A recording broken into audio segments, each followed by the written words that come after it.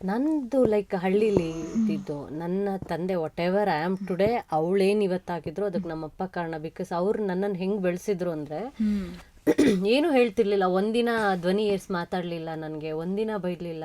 ಎಂಥ ತಪ್ಪು ಮಾಡಿದ್ರು ನಮ್ಮಪ್ಪ ನನ್ನ ಮೇಲೆ ಹೋಪ್ಸ್ ಕಳ್ಕೊಳ್ಳಿಲ್ಲ. ಆ್ಯಂಡ್ ಅಪ್ಪ ಅವತ್ತಿಗೇ ಯೂನಿಯನ್ ಲೀಡ್ರ್ ಆಗಿ ಅವ್ರ ಕಾಲೇಜಸಲ್ಲಿ ಇದ್ದಿದ್ದು. ಅಪ್ಪ ದರಾ ಬೇಂದ್ರೆ ಅವ್ರ ಜೊತೆ ಒಡನಾಟ ಇತ್ತು ಅವರಿಗೆ. ಹೆಂಗೆ ಅಂದರೆ ಅಪ್ಪ ನನ್ನ ಒಂದು ಎಕ್ಸಾಂಪಲ್ ಹೇಳಬೇಕು ಅಂದರೆ ಪೇಪರ್ ಜೋರಾಗಿ ಓದೋರು ಮನೆಯಲ್ಲಿ, ಆಯಿತಾ. ನಮ್ಮಮ್ಮ ನೀವು ಓದ್ಕೊಂಡ್ರೆ ಆಗಲ್ವಾ, ಯಾಕೆ ಊರವ್ರಿಗೆಲ್ಲ ಕೇಳಂಗೆ ಓದ್ತೀರಾ ಅಂದ. ನಮ್ಮಪ್ಪ ಅವಾಗ ಮಕ್ಕಳು ಓಡಾಡ್ತಿರ್ತಾರೆ, ಅವ್ರಿಗೆ ಓದೋದಿದ್ದಿರಲ್ಲ. ನಾನು ಜೋರಾಗಿ ಓದಿ ಹೇಳಿದಾಗ ಗೊತ್ತಿಲ್ಲದೇನೆ ಅವ್ರ ಕಿವಿಗೆ ನಮ್ಮ ಸುತ್ತ ಏನಾಗ್ತಿದೆ ಅನ್ನೋದು ಗೊತ್ತಾಗುತ್ತೆ.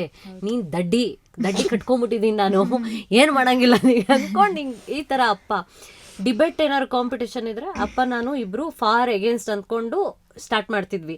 ಬರ್ಕೊಂಡ್ ಪ್ರಾಕ್ಟೀಸ್ ಅಲ್ಲ ನಂದು, ಇಬ್ರು ಕಿತ್ತಾಡ್ಕೊಂಡು ಹೋಗಿ ಸ್ಟೇಜಲ್ಲಿ ನಿಂತ್ಕೊಂಡು ನಾನು ಯಾವ್ದು ಫಾರ್ ಕೊಟ್ಟರು ತಗೋತಿದ್ದೆ, ಕೊಟ್ಟರು ತಗೋತಿದ್ದೆ.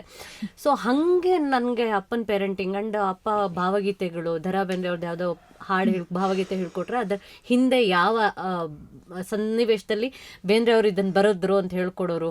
ಆಮೇಲೆ ರತ್ನನ ಪದಗಳು ಹೇಳೋದು, ಅದ್ರ ಮೀನಿಂಗ್ ಹೇಳೋದು. ಫಸ್ಟ್ ನನಗೆ ಬುಕ್ ಅಂತ ತಗೊಂಡು ಕೊಟ್ಟು ಓದು ಅಂದಿದ್ದು ಕರ್ನಾಟಕ ಭಾರತ ಕಥಾಮಂಜರಿ.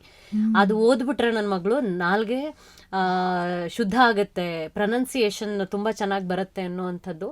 ಹಂಗೆ ನಮ್ಮಪ್ಪ ನನ್ನ ಬೆಳೆಸ್ತಾ ಇದ್ರು. ಆ್ಯಂಡ್ ಯಾವುದೋ ಒಂದು ಮೋನೋ ಆ್ಯಕ್ಟಿಂಗ್ ಇದೆ ಅಂತ ಹೇಳಿ ಸುಮ್ಮನೆ ಏನೋ ಹೋಗಿದ್ದೆ, ಅದಕ್ಕೂ ಪಾರ್ಟಿಸಿಪೇಟ್ ಮಾಡಿ ಗೆದ್ಬಿಟ್ಟು ಬಂದ್ಬಿಟ್ಟಿದ್ದೆ. ತಾಲೂಕು ಲೆವೆಲಲ್ಲಿ ಡಿಸ್ಟಿಕ್ ಲೆವೆಲ್ಗೆ ಹೋಗುವಾಗ ಕಾಂಪಿಟೇಷನ್ ಜಾಸ್ತಿ ಇರುತ್ತೆ ಅಂತ ಬ್ಯಾಂಗ್ಳೂರ್ ಸ್ವಪ್ನಾಗ ಬಂದು ರಕ್ತಾಕ್ಷಿ ಬುಕ್ ತಗೊಂಬಂದು, ಅದು ಕುವೆಂಪು ಅವ್ರು ಬರೆದಿರೋದು ಭಾವಾನುವಾದ, ಇಂಗ್ಲಿಷ್ ಶೇಕ್ಸ್ಪಿಯರ್ದು ಹ್ಯಾಮ್ಲೆಟ್ನ ಭಾವಾನುವಾದ ಇದು. ಅದನ್ನು ಓದಿ ಅದರಲ್ಲಿ ಒಂದು ಭಾಗನ ಅಪ್ಪ ಇದನ್ನ ಆ್ಯಕ್ಟ್ ಮಾಡು, ತುಂಬ ವೇರಿಯೇಷನ್ಸ್ ಇದೆ ಅಂತ ಕೊಟ್ಟಿದ್ರು. ಅದು ನನ್ನ ಮಾಸ್ಟರ್ ಪೀಸ್. ಎಲ್ಲೇ ಕಾಂಪಿಟೇಷನ್ಗೆ ಹೋದ್ರು ಅದು ಮಾಡ್ತಿದ್ದೆ. ನಾನು ಸ್ಟೇಟ್ ಲೆವೆಲಲ್ಲೆಲ್ಲ ತೊಗೊಂಬರ್ತಿದ್ದೆ ನನ್ನ ಪ್ರೈಸು. ಸೊ ಅಷ್ಟು ಅಪ್ಪ ಲೈಕ್ ಹಳ್ಳಿಲಿದ್ದು ಅವ್ರಿಗೆ ಒಂದು ಮಿಡಲ್ ಕ್ಲಾಸ್ ರೈತರ ಮನೇಲಿರೋ ಅಂಥ ಒಬ್ಬ ತಂದೆ ಒಂದು ಮಗಳಿಗೆ ಯಾವ ರೀತಿ ನನಗೆ ಆಸ್ತಿ ಕೊಟ್ಟಿಲ್ಲ.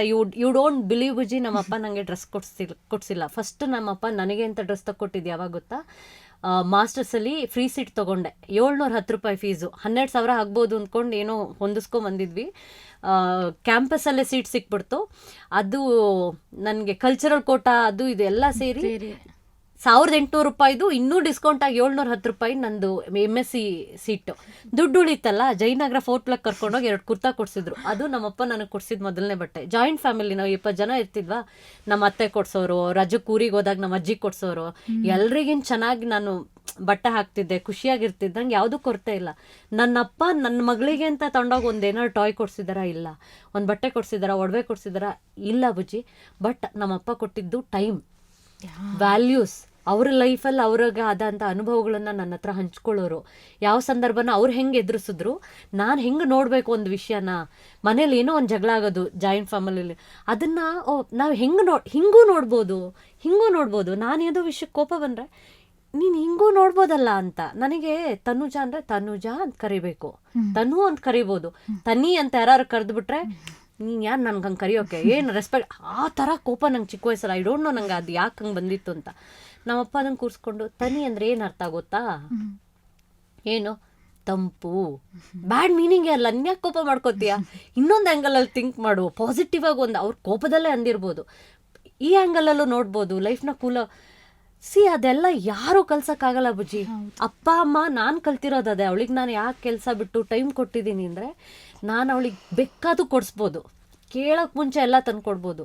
ಬಟ್ ಟೈಮು, ವ್ಯಾಲ್ಯೂಸು, ಮಾರಲ್ಸ್ನ ತಂದೆ ತಾಯಿಯಾಗಿ ತುಂಬಿಲ್ಲ ಅಂತಂದರೆ ಒಂದು ಮಗು ಹೆಂಗೆ ನಾವು ಒಳ್ಳೆ ರೀತಿ ಪರ್ಸ್ನಾಲಿಟಿನ ಡೆವಲಪ್ ಮಾಡೋಕ್ಕೆ ಸಾಧ್ಯ? ಆ್ಯಂಡ್ ಬಿಗಿನಿಂಗ್ 3-4 ವರ್ಷ ಬೇಸ್ಮೆಂಟ್ ನಾವು ಒಂದು ಮಗು ಪರ್ಸ್ನಾಲಿಟಿ, ಒಂದು ಒಳ್ಳೆ ಕ್ವಾಲಿಟೀಸ್ನ ತುಂಬಿಲ್ಲ ಅಂದರೆ ಅವಳು ದೊಡ್ಡವಳಾದ್ಮೇಲೆ ಆ ಮಗು ನೋಡಿ ಎಷ್ಟು ಒಳ್ಳೆ ಮಗು, ನನ್ನ ಮಗುಗೆ ಈ ಬುದ್ಧಿ ಇಲ್ಲ, ಆ ಬುದ್ಧಿ ಇಲ್ಲ ಅನ್ನೋದು ನಮ್ಮ ತಪ್ಪದು. ಹಾಗಾಗೇ ನಾನು ಬಿಗಿನಿಂಗ್ ಅಷ್ಟೂ ಟೈಮ್ ಅವಳು ಸುತ್ತಾನೇ ಇದ್ದೆ. ಆ್ಯಂಡ್ ನಮ್ಮ ಅಮ್ಮನ ಜೊತೆ ಬಿಟ್ಟು ಹೋಗ್ತಿದ್ದೆ.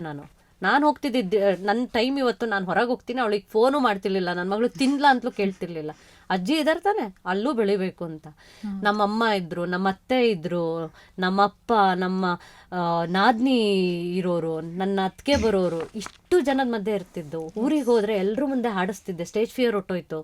ಜನಗಳ ಮುಂದೆ ಇದು ಈ ಥರದ್ದೊಂದು ಸ್ಮಾಲ್ ಮಾಡಿ ಇವತ್ತು ವಾಟ್ ಎವರ್ ಮಹಿತಾ, ಅದಕ್ಕೆ ನನ್ನ ಅಮ್ಮಂದ್ರು ಒಂದು ಸಪೋರ್ಟು, ಅಜ್ಜಿದೀರು ಕುತ್ಕೊಂಡು ಅವ್ರ ಪ್ರೀತಿ ಸಿಕ್ಕಿಲ್ಲ ಅಂದಿರೆ, ನಮ್ಮ ಅಪ್ಪ ಅವಳಿಗೆ ಆ ಪುಟ್ಟ 3 ವರ್ಷ ಅವಳಿಗೆ ಅಪ್ಪನ ಜೊತೆದೆಲ್ಲ ನೆನಪಿದೆ ಗೊತ್ತಾ. ಅಪ್ಪ ಕುತ್ಕೊಂಡು ಅವಳನ್ನ ಹೇಳ್ತಿದ್ದು ಹಾಯಸ್ ಕೊಟ್ರೆ ಇವಳು ಬೆಳೆಯೋದು ನೋಡ್ಬೇಕು ಅನ್ನೋರು ನಮ್ಮ ಅಪ್ಪ ಕಡೆಗಾಲದಲ್ಲಿ.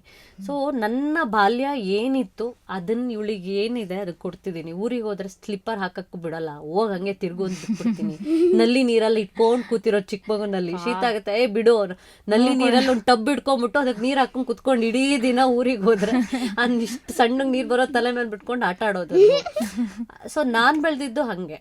ನನ್ನ ಚೈಲ್ಡ್ಹುಡ್ ಬೀದಿಲೇ ಇರ್ತಿದ್ದೆ, ಬರೀ ಮರ್ಕೋತಿ ಆಟ ಅದು ಇದು ಒಟ್ಟೆವರ. 4 ಗಂಟೆಗೆ ಜಾಗಿಂಗ್ ಹೋಗ್ತಿದ್ದೆ 4 ವರ್ಷಕ್ಕೆ. ನಮ್ಮ ಟೀಮ್ ಹೋಗ್ಬಿಟ್ಟು ಅಲ್ಲೆಲ್ಲ ಮಾವಿನಕಾಯಿ ಇದು ಎಲ್ಲ ಡ್ರೆಸ್ ಒಳಗಡೆ ಕಿತ್ಬಿಟ್ಟು ಜೋಬ್ ಮಾಡ್ಕೊಂಡು ಅದ್ರೊಳಗೆ ತುಂಬ್ಕೊಂಬಂದ್ಬಿಡೋದು. ನಾವು ಹೋಗ್ಬಿಟ್ಟು 5 ಗಂಟೆಗೆ ಮತ್ತೆ ಹೋಮ್ವರ್ಕ್ ಎಲ್ಲ ಮಾಡಿ ಡೇ ಶುರುವಾದರೆ 4:15 5 ಗಂಟೆಗೆ ಡೇ ಶುರುವಾದರೆ ಸಂಜೆ 6-7 ಗಂಟೆ ಒಳಗಡೆ ಯಾವ ಸಂಧಿ ಸಿಗುತ್ತೋ ಹೋಗಿ ಮಲ್ಕೊಂಡ್ಬಿಡ್ತಿದ್ದೆ.